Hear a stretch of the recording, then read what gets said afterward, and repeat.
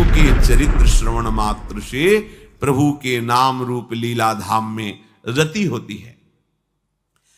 आपके मुख में भगवान नाम चल रहा है तो कोई भी आपको परास्त नहीं कर सकता। बड़ी महिमामयी इस महाभागवत की बात है। सुधन्वा जी, ये एक चंपापुरी नाम का राज्य था। वहां के राजा हंसध्वज जी थे, उनके पुत्र थे श्री सुधन्वा जी। परम धार्मिक धर्मपूर्वक राज्य का शासन करना और प्रभु की भक्ति में रत रहना और योद्धाओं में सर्वश्रेष्ठ वृत्ति रखना, ये हंसध्वज राजा का प्रभाव। पूरी प्रजा को अपने पुत्र की तरह पालन करना। राजा पूरे देश का पिता है और प्रजा पुत्रवत राजा के द्वारा पोषित होती है। तो ये उस समय की बात है जब महाराज युधिष्ठिर अश्वमेध यज्ञ कर रहे थे। प्रद्युम्न, सात्यकी आदि असंख्यों महारथी योद्धा द्वारिका से सहयोग के लिए आए हुए थे। घोड़ा छोड़ा जाता है, जिस राज्य से घोड़ा जाता है तो घोड़े का पूजन करके नमस्कार कर लिया तो मतलब वो राजाधीन है, और अगर घोड़े को पकड़ लिया तो मतलब युद्ध होगा, तब आगे बढ़ा जाएगा। जे ही गुप्तचरों ने हंसध्वज राजा को समाचार दिया कि महाराज युधिष्ठिर का अश्वमेध यज्ञ का घोड़ा आपकी राज्य सीमा में प्रवेश कर चुका है, उनको बहुत आनंद हुआ। अहो भाग्य, जिनकी हम आराधना कर रहे थे भगवान जरूर दर्शन देंगे, क्योंकि ये पांडवजन महाभागवत हैं और इनको जरा भी कोई कष्ट देना चाहे तो भगवान व्याकुल होकर उपस्थित हो जाते हैं। गुप्तचरों से पूछा कि क्या भगवान श्री कृष्ण भी हैं? बोले उनके तो दर्शन नहीं हुए, पर हां द्वारिका की सेना भी उपस्थित है, तो उनका दर्शन जरूरी है। वैसे अगर वो होते तो घोड़े का पूजन करते और प्रभु के दर्शन कर लेते, पर प्रभु नहीं है तो अब दूसरा उपाय करना पड़ेगा दर्शन के लिए। आदेश किया महाराज युधिष्ठिर के अश्वमेध को पकड़ लिया जाए। पकड़ लिया गया। जे ही पकड़ा गया तो अब इतने महान महान महारथी, साथ में अर्जुन जी भी हैं, सात्यकी जी हैं, प्रद्युम्न जी, बड़े बड़े महारथी। हर्षपूर्वक युद्ध का जयघोष किया गया। हंसध्वज जी ने आदेश कर दिया तत्काल सेना उपस्थित हो। अगर तनिक भी विलंब किया गया तो खौलते हुए कड़ाह में उसे डाल दिया जाएगा। नगाड़े की ध्वनि पूरी होते होते पूरी सेना नगर के बाहर आ जानी चाहिए। ऐसा सावधान भी रहते हैं सैनिक, कभी भी राजा का आदेश हो जाए। स्वयं बड़े गजराज पर चढ़कर हंसध्वज भगवान श्री कृष्ण को प्रणाम करके मानसिक और अर्जुन से युद्ध करने के लिए आगे बढ़े। पूरे सैनिक सब तत्काल तैयार हुए, क्योंकि राजा की आज्ञा थी अगर विलंब हुए तो खौलते हुए तेल के कड़ाह में डाल दिया जाएगा। सब ठीक समय पर उपस्थित हो गए। वहां एक भयंकर अग्नि की उसमें बड़ा कड़ाह रख करके तेल खोलाया गया, कोई विलंब ना हो, अगर होगा तो डाल दिया जाए। जितने भी वीर योद्धा थे सब उपस्थित हो गए, लेकिन राजा के पुत्र जो सुधन्वा जी थे, ये बड़े भगवान के नाम जापक भक्त थे, हर समय नाम जप करते रहते थे। जो ही आज्ञा हुई अस्त्र शस्त्रों से सुसज्जित हुए। पहले तो माता जी के पास गए, उनको प्रणाम किया और कहा मां, आज हमारे जीवन का परम लाभ उपस्थित हुआ है, क्योंकि आज मुझे अर्जुन से युद्ध करना है। वो भगवान के परम प्रेमी भक्त हैं। आज युद्ध कौशल के द्वारा उनको मैं तृप्त करूंगा, और ऐसा तृप्त करूंगा, उनको ऐसे व्याकुल करूंगा कि उनके सारथी का हमारे ऊपर नजर पड़े और कृपा दृष्टि पड़े। उनको आना पड़ेगा, पर हो सकता है हम वापस ना आए। इसलिए आपसे आशीर्वाद मांगते हैं कि मेरे मन की जो कामना है कि अर्जुन को तृप्त करूं और भगवान का साक्षात्कार करूं, वो पूर्ण हो। इसके बाद माताजी को प्रणाम करने के बाद जब आगे बढ़ने लगे तो माताजी ने कहा, बेटा, बड़े बड़े ऋषि मुनि जिन भगवान श्री कृष्ण का रात दिन ध्यान और गुणगान करते हैं, मुझे तो उनका दर्शन होना असंभव लगता है। पर जब तुम अर्जुन को पीठ नहीं दिखाओगे तो जरूर उपस्थित होंगे, और जब तुम श्री कृष्ण का दर्शन कर लोगे तो मुझे श्री कृष्ण का धाम मिल जाएगा। क्योंकि शास्त्रों में लिखा है, जो भगवत साक्षात्कार कर लेता है तो 21 पीढ़ियां भगवत धाम को जाती है। तो मैं तो नहीं देख पाऊंगी, पर भगवान के धाम को जाऊंगी, पर पीठ मत दिखाना। जाओ, हमारा आशीर्वाद है, विजयी हो। विजयी, तुम्हारे मन में जो कामना है उसकी पूर्ति हो। सुधनवा जी भी निकले तो उनकी बहन जी आई, तिलक लगाया, आरती की, विजय की कामना की। आगे बढ़े तो अभी कुछ ही समय पहले ब्याह हुआ था। प्रभावती नाम की पातिव्रत धर्म से युक्त पत्नी थी। मुस्कुराती हुई सामने आई और सुधनवा की पूजा की और कहा, स्वामी, मुझे पता है आज आप कहां जा रहे हो, महाबली महारथी अर्जुन से युद्ध करने। मैं जानती हूं कि जहां तुम जा रहे हो वहां से वापस आना असंभव है, जानती हूं, पर इतनी तो कृपा कर दो कि आपको जलांजलि देने वाला कोई होना चाहिए। अभी कुछ ही समय पहले ब्याह हुआ था। सुधनवा ने कहा, तुम धैर्य रखो, श्री कृष्ण के बल से मैं अर्जुन को परास्त करके शीघ्र ही वापस आऊंगा। प्रभावती ने कहा, नाथ, आज तक हमने ऐसा नहीं सुना कि जो श्री कृष्ण से मिलने के लिए गए हों फिर वापस लौटे हों। शास्त्र प्रमाण है, बड़ी गूढ़ बात कही। जो श्री कृष्ण से मिलने गए हों और वापस लौटे हों, ऐसा आज तक प्रमाण नहीं मिला। तो वापस लौटने की तो हम आशा ही नहीं रखेंगी। बस हमारी एक कामना है कि आपको जलांजलि देने वाला कोई होना चाहिए। तो शास्त्र सम्मत बात थी।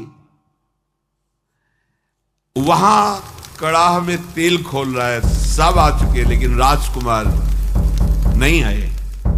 राजा को बहुत कष्ट हुआ कि सब आज्ञा के पालन में और सुधनवा मेरी आज्ञा का उल्लंघन कर रहा है, क्योंकि अब वो जलांजलि देने के लिए पुत्र की कामना से युक्त होकर के अपनी पत्नी की भाव को पूर्ण किया।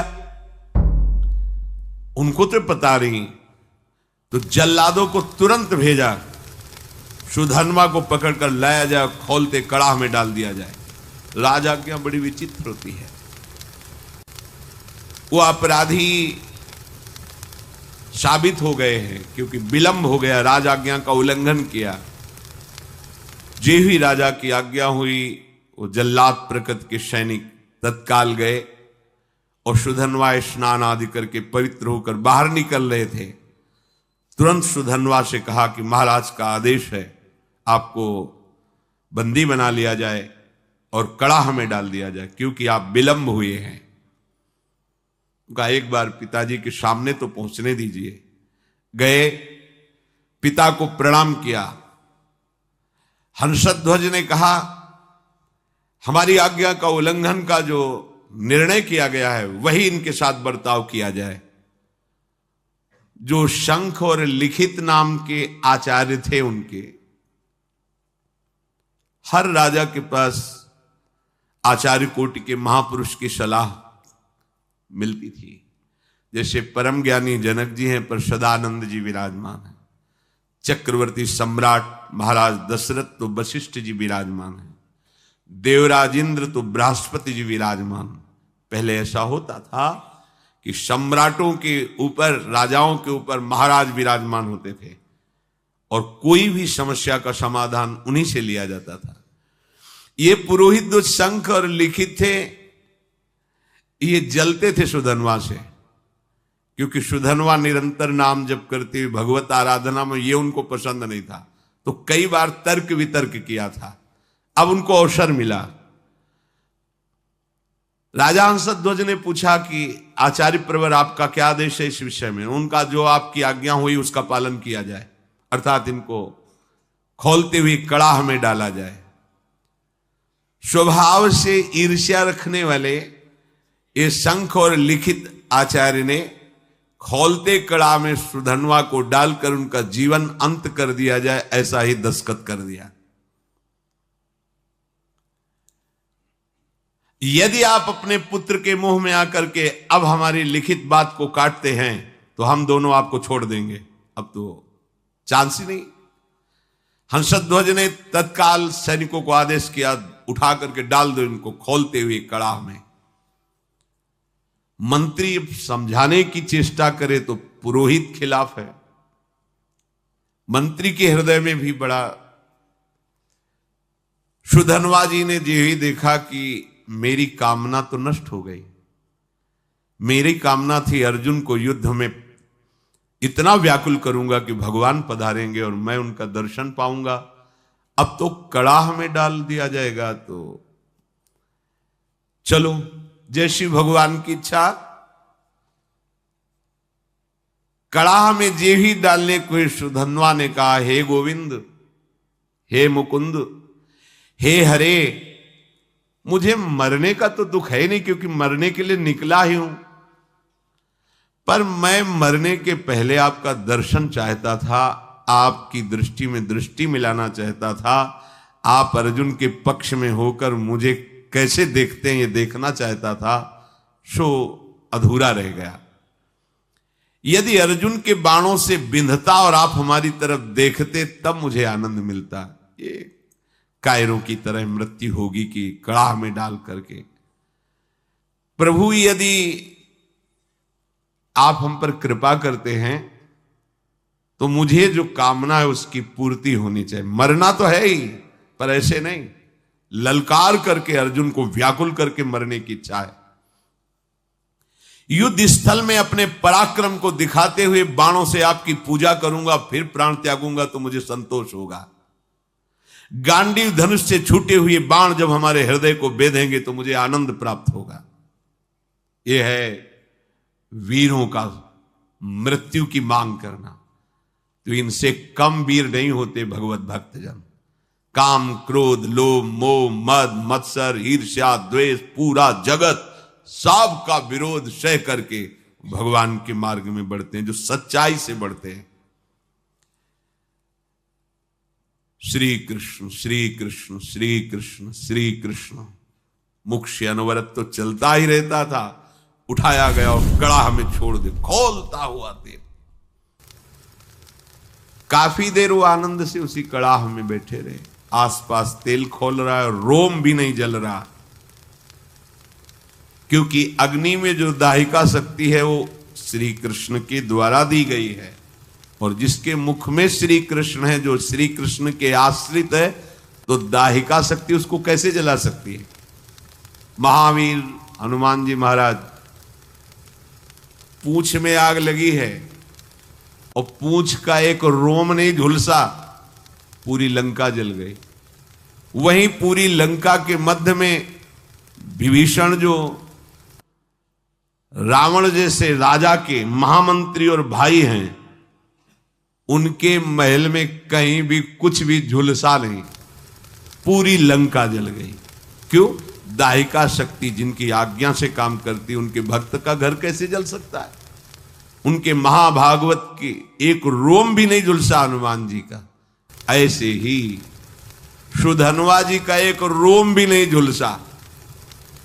जैसे जल में प्रफुल्लित कमल खिला रहता है, ऐसे मुख प्रसन्न श्री कृष्ण श्री कृष्ण श्री कृष्ण। अब सबको बड़ा आश्चर्य हुआ, तेल बुद बुद बुद बुद खोल रहा है, ये भी नहीं है कि वो शांत हो, और वो प्रसन्न मुद्रा में श्री कृष्ण श्री कृष्ण। ये नाम का बहुत चमत्कार है, अपने लोग उसे समझ नहीं पा रहे। राजा हंसध्वज ने अपने पुरोहित शंख और लिखित से कहा, ये क्या हो रहा है, ये जल क्यों नहीं रहा है? पुरोहित जी विचार करके सोचते, आग तो जल रही,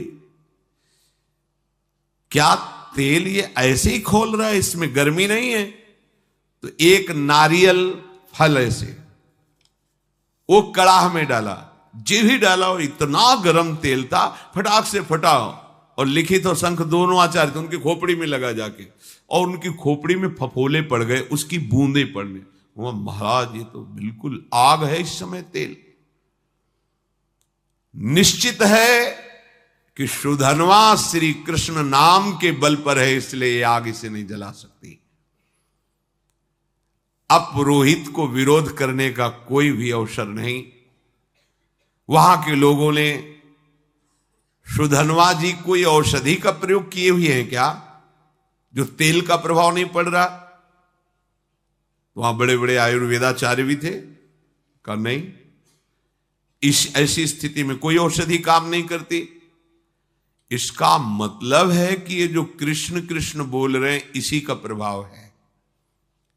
यही तो मित्रजन पूछते थे प्रहलाद जी से कि तुम्हारे ऊपर बड़े बड़े काले सांप छोड़े जा रहे हैं और तुम्हें काटते नहीं, तुम्हें पहाड़ से दबाया जा रहा है, अग्नि से जलाया जा रहा है, जल में डुबोया जा रहा है, बड़े बड़े नुकीले शस्त्रों से काटा जा रहा है, पर तुम्हारी त्वचा ही नहीं कटती, ऐसा क्या है तुम में?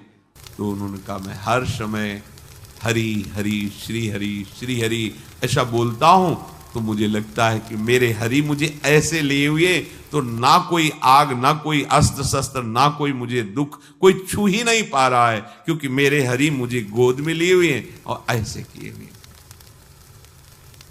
नाम का बहुत बड़ा, ऐसा ना समझो कि ये उनके ऊपर प्रभाव था, आपके ऊपर नहीं।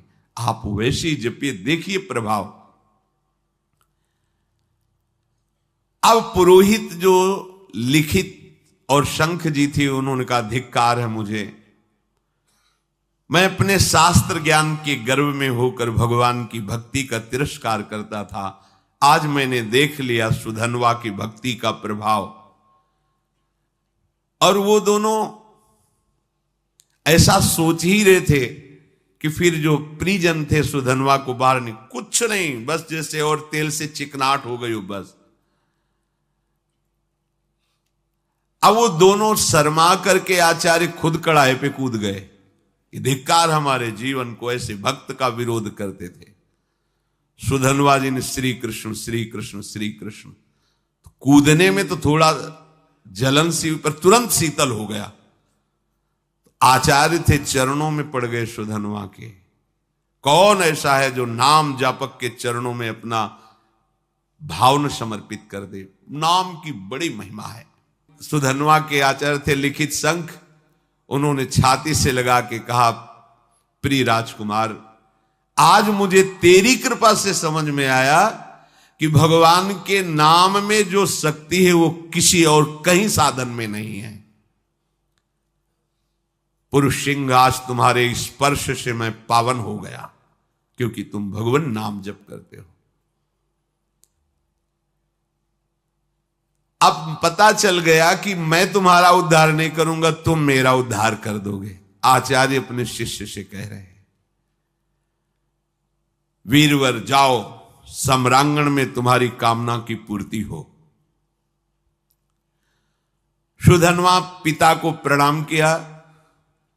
पिता ने कहा, आज हमारे सेनापतित्व का पद सुधन्वा लेंगे। अब युद्ध प्रारंभ हुआ।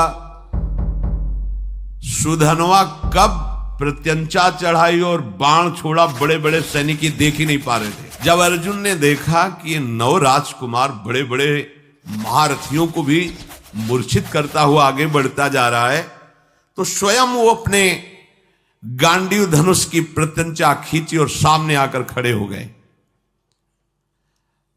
अर्जुन ने कहा, है राजकुमार, अब तुम किसी साधारण वीर के सामने नहीं खड़े हो, गांडीव धनुषधारी अर्जुन के सामने खड़े हो।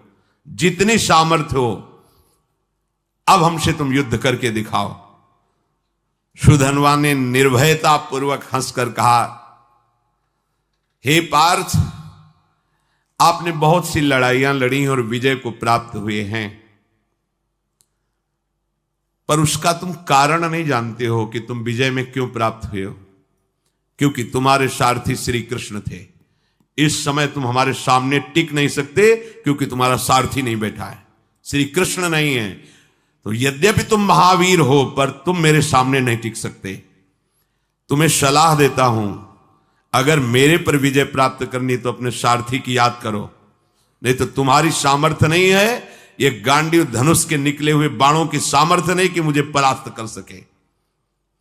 एक बालक के मुख से ऐसी चुनौती, अर्जुन जी परम धनुर्धर, दिव्यास्त्रों का ज्ञान, क्रोधित होकर सुधन्वा पर बाणों की वर्षा शुरू कर दी। सुधन्वा जी ने हंसते हंसते एक एक बाण को तिल तिल के समान काट के गिरा दिया। अर्जुन जी को लगा आज तक ऐसा भी, बाणों को काट देना अलग बात, लेकिन हर बाण को तिल तिल काट के बाणों की वर्षा हो रही। बाणों को काटते हुए अपने बाणों से ध्वजा, धनुष, प्रत्यंचा सब पर चोट पहुंचा दी। सुधन्वा ने ध्वजा काट के गिरा दी, प्रत्यंचा काट दी, गांडीव पर प्रहार किया और अर्जुन के सारथी को भी घायल कर दिया और कहा, कहां गया तुम्हारा वो पुरुषार्थ गांडीव धनुषधारी अर्जुन। बिना प्रत्यंचा का धनुष, बिना ध्वजा का रथ, सारथी बेहोश। आश्चर्य में पड़ गए कि ऐसा वीर बालक तो हमने देखा ही नहीं। अब उनके मुख से हर समय चल रहा है जो भगवान का आदेश, माम निस्मर युद्ध च कृष्ण कृष्ण कृष्ण कृष्ण। आप तो बहुत बड़ी बड़ी बातें कर रहे थे, देखा बालक का चमत्कार, मुझे बालक कह रहे थे, अब कहो तो आपको बाणों से घायल करके ऐसी दशा में पहुंचा दूं जो वीर पुरुषों को शोभा नहीं देती। अब भी अवसर है, याद करो अपने सारथी को और बुला लो, क्योंकि यही इच्छा थी कि एक बार श्री कृष्ण को देखूं। अर्जुन को लगा कि जब इस हालत में पहुंचा दिया तो अगला बाण तो हमें मूर्छित करके गिरा देगा। जो ही स्मरण किया, भगवान दौड़ते हुए आ गए। यही है भगवान का वात्सल्य। जैसे मां, तो मां कहीं भी वो आवाज पड़ते ही भाग के आ जाएगी, लेकिन उनके लिए जिन्होंने केवल भगवान को अपना माना है, केवल, अगर दूसरा कोई है तो रुके रहेंगे, ध्यान रखना। अगर दूसरा कोई बल नहीं है तो उसी समय आपको अनुभव होगा, आ गए प्रभु। जैसे द्रौपदी जी को अनुभव हुआ, वस्त्र रूप में आ गए प्रभु। मन ही मन भगवान को पुकारा, ते ही दया में भगवान दौड़ते हुए आए और सारथी जो मूर्छित था उसको हटाकर अर्जुन की घोड़े की जो बागडोर थी पकड़ ली। सुधन्वा ने, क्योंकि पूरे जन्म में यही आशा थी, एक बार देखो ओ नील मेघ श्याम की कांति, अभयद भुज दंड मूल पीनन सानुकूल, कनक निकस लसित कुल दामिनी धर की। ऐसे सुंदर नेत्र, ऐसा पीता, पहले तो शोभा का पान करता रहा। जी भर के दर्शन किया, रथ से उतरा, प्रणाम मुद्रा में हुआ, क्योंकि आराध्य देव है। बस रोष में आके फिर रथ में, और पार्थ अब संकोच मत करना, तुम्हारी विजय होगी। ये देखो भगवत भक्तों का हृदय कैसा होता है। जिसके पक्ष में भगवान है, मैं कहता हूं तुम्हारी विजय होगी। पर मेरे विजय प्राप्त करने, मेरे पर विजय प्राप्त करने के लिए तुम्हें पुरुषार्थ दिखाना होगा। ऐसे नहीं कि मैंने धनुष रख दिया तुम्हारी विजय हो जाएगी। अर्जुन ने कहा, वीर आज मैं तुम्हारे सुंदर मस्तक को 3 बाणों के द्वारा काट कर गिराऊंगा। यदि मैं श्री कृष्ण के सामने तुम्हारे सिर को ना गिरा सकूं तो मेरे जितने पूर्वज हैं सब पुण्यहीन होकर के नरक में गिर जाएं। ये मैं प्रतिज्ञा करता हूं। सुधन्वा ने कहा, पार्थ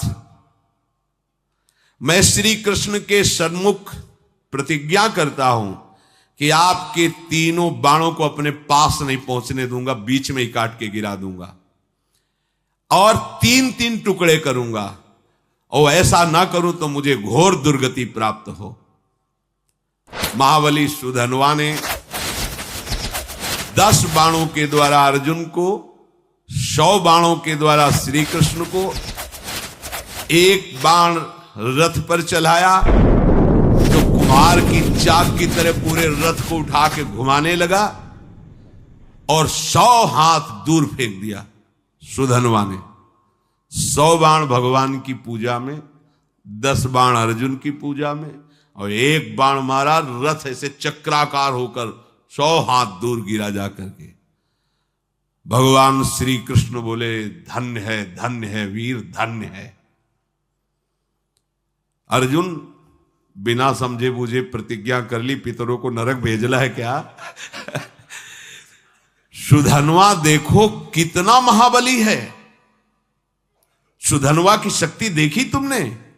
ओ श्री कृष्ण श्री कृष्ण श्री कृष्ण श्री कृष्ण नाम चल रहा है। अर्जुन ने कहा, प्रभु उसकी प्रशंसा क्यों की? बोले, जानते हो समस्त ब्रह्मांडों का भार लिए हुए मैं बैठा हूं, मुझे सहित तेरे सहित 100 कदम पीछे फेंक दिया। बोले, प्रभु इसका इतना बल कहां से आ गया? बोले, ये बहुत जोरदार है, ये तो निरंतर नाम जप कर रहा है, और दूसरा ये एक पत्नी व्रत है। बोले, ये एक सुदृढ़ पत्नी व्रत है, इसलिए हमको दूर फेंक दिया। अर्जुन ने भगवान से कहा, इस समय विनोद का समय नहीं है, इस समय तो हमारी हार हो रही आपके बैठने पर भी। अब दिव्यास्त्र का संधान किया, काल को विराजमान किया बाण पे, संधान करके श्री कृष्णचंद्र ने कहा, गोवर्धन पर्वत उठाकर जो गोप गौओं की रक्षा की, उससे प्राप्त पुण्य मैं इस बाण पर विराजमान करता हूं। सुधन्वा से कहा, बचो ये काल का बाण है। सुधन्वा ने कहा, हमारे पास श्री कृष्ण नाम है जो काल का भी महाकाल है। देख लो, एक तरफ भगवान है, एक तरफ नाम है। ये देखो, उन्हीं का नाम है, एक तरफ भगवान, एक तरफ भगवान का नाम। सुधन्वा ने जोर से उच्चारण किया, जय श्री कृष्ण, संधान किया बाण के नाम का अद्भुत प्रभाव, टुकड़े टुकड़े कर दिए, और जोर जोर से जय श्री कृष्ण जय श्री कृष्ण जय श्री कृष्ण मंगलमय नामों का जोर जोर से उच्चारण। त्रैलोक्य के ऋषि मुनियों में हाहाकार मच गया। भगवान ने गिरिराज उठाने का पूरा पुण्य लगा दिया, और अर्जुन ने काल का संधान किया बाण पे, काल की भी चाल नहीं। ये नाम का प्रभाव देखो। भगवान ने अर्जुन से कहा, तुरंत दूसरा बाण निकालो, दिव्यास्त्र तो बढ़ता चला जा रहा है। भगवान ने उस बाण में अपनी बहुत सी शक्तियों का संधान किया। सुधन्वा से कहा, अब जीत के दिखाओ। देखो भगवान क्या करे, समझ रहे हो? मेरे नाम के आगे मेरे पुण्य और सुकृत और शक्तियां भी काम नहीं करती, इसीलिए नाम के अधीन भगवान हो जाते हैं।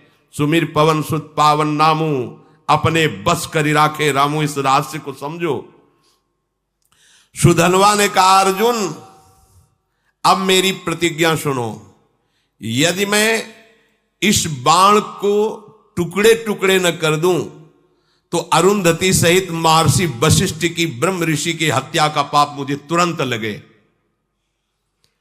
सुधनवा ने तुरंत गोविंद कृष्णो बाण मारा। प्रबल पुरुषार्थ से चलाया हुआ अर्जुन का भगवान की शक्ति से संपन्न बाण 5 टुकड़े हो गए। भगवान ने कहा ये भी गया। ब्रह्म इतना बड़ा शक्ति संधान किया, अर्जुन उदास होने लगे। प्रभु अब क्या होगा, तुम्हारी शक्ति भी इसमें थी, सब क्या। यही समझो, रहस्य समझो, भक्तों ने यही रहस्य समझा है। भगवान की भी रक्षा भगवान के नामों से यशोदा मैया और सब गोपियों ने की। बाल गोविंद की लीला में पढ़ के, अरे नाम इतना बड़ा है कि कहां लगी नाम बड़ाई, राम न सकई नाम गुण गाई। तभी तो संत जन छाती चौड़ी करके घूमते हैं, राधा राधा राधा। हमारे पास राधा नाम, हमारे पास कृष्ण नाम, गोविंद नाम है, मतलब प्रभु हमारे अधीन है। भगवान देखा कि अर्जुन निरुत्साहित हो रहे, तो 5 जन शंख को लिया और 5 शंख का नाद जो है ना, वो उत्साह वर्धन करने वाला होता है। 5 जन शंख बजाया और अर्जुन से कहा अब बाण संधान करो। महामनस्वी अर्जुन ने तीसरा बाण हाथ में लिया और भगवान ने कहा कि जब मैं राम अवतार में राम जी बना था तो एक पत्नी व्रत रहा हूं, उसमें तो राम जी बहुत मर्यादा पुरुषोत्तम अवतार भगवान का, ये प्रेमावतार है, वो मर्यादा पुरुषोत्तम, यही प्रभु है। मैं उस सुकृत को इस बाण पर विराजमान करता हूं। फिर ब्रह्मा जी को आदेश किया पिछले भाग पर विराजमान हो, और काल को दोबारा आदेश किया अग्रभाग पर प्रतिष्ठित हो। और प्रभु ने कहा चलाओ बाण। ब्रह्मा जी, काल जी और वो पुण्य सुकृत रामावतार का है। सुधनवा प्रभु की तरफ देखा और मुस्कुराया। बड़ा प्रेममय प्रसंग है। अर्जुन से बोला अब भी संशय है तुम्हें, तुम्हारे विजय के लिए क्या कर रहे हैं देख रहे हो, तुम्हें संशय, भला कोई प्रतिज्ञा करो अब तुम इस बाण के बचाने के लिए।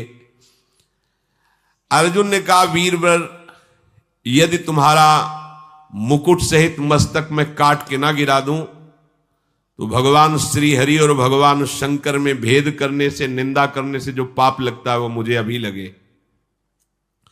सुधनवा ने कहा मैं इस बाण को अगर काट ना दूं तो काशी में मणिकर्णिका तीर्थ में भगवान शिव जी को पैर मारने से जो पाप लगता है, शिव विग्रह पर पैर, वो मुझे पाप अभी लगे। दोनों भगवत भक्त है और इतनी बड़ी बड़ी प्रतिज्ञा।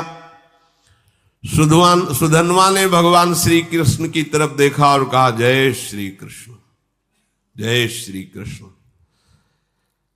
अर्जुन उस बाण को संधान किया। सुधनवा ने उस प्रभावशाली बाण को कृष्ण कृष्ण कहते हुए काट दिया। हाहाकार मच गया। इस बाण को तो कोई काट ही नहीं सकता था, क्योंकि इतनी महिमा से युक्त हो गया था। अब कटा हुआ बाण का अग्रभाग सुधनवा के मस्तक को काट करके गिरा दिया। बाण तो काट दिया और कटा हुआ अग्रभाग बाण का जाकर सुधनवा के मस्तक को काट कर गिरा दिया। आश्चर्य की बात कि सुधनवा के कटे हुए मस्तक से भी निकल रहा था जय श्री कृष्ण, जय श्री कृष्ण, जय श्री कृष्ण। जैसे द्वेष भाव से भजने के कारण रावण के भी मुख से निकल रहा था, कहां राम रन हतोपचारी, खोपड़ी पड़ी है पर उससे निकल रहा था कहां राम रन हतोपचारी। महाभागवत सुधनवा जी के कटे हुए सर से निकल रहा था जय श्री कृष्ण, श्री कृष्ण, श्री कृष्ण। भगवान श्री कृष्णचंद्र जी उतरे और अपने कर कमल से उसके सर को उठाया और हृदय से लगाया। ये तो बाहरी लीला थी। इतने में सुधनवा के जो शरीर से ज्योति निकली थी भगवान की परिक्रमा करके भगवान में लीन हो गई। श्री कृष्णचंद्र जी ने सुधनवा के पिता से कहा, ऐसा भक्त अभूतपूर्व है, शायद ऐसा न हुआ है, न ऐसा आगे होगा। जैसा तुम्हारा पुत्र मेरा भक्त था, वो तो मेरे दिव्य धाम में गया। शोक मत करना, विलाप मत करना, रोना मत, क्योंकि रोने लायक नहीं है। रोने लायक संसारी जन होते हैं जो प्रभु से विमुख जीवन व्यतीत करते हैं। जो प्रभु में जीवन व्यतीत करते हैं वहां तो उत्साह मनाया जाता है, क्योंकि वो धाम गया, नरक तो गया नहीं कि रोए, धाम गया तो खूब नाम कीर्तन किया जाता है। भक्तों को अभय देने वाले प्रभु श्री हरि के नाम की अपार महिमा है। इसलिए भगवान कह रहे, अनन्य हो करके सततम कीर्तयन्तम, निरंतर मेरा, इससे बड़ा कोई लाभ नहीं। क्या चाहिए, जो चाहिए सब प्राप्त हो जाएगा। आप जैसे भी बने, भाव से, कुभाव से, श्रद्धा ना हो तो भी जो नाम आपको प्रिय लगे, सब हमारे प्रभु के नाम है, उनके नाम का खूब जप करो, कीर्तन करो, सुखी हो जाओगे, आनंदित हो जाओगे। भगवान उनकी ही रक्षा नहीं करते, हम सबकी रक्षा करेंगे। पर जब हम अहंकार से युक्त होकर, तो फिर भगवान अहंकारी की रक्षा नहीं करते। जो भगवान का आश्रय लेकर नाम जप करते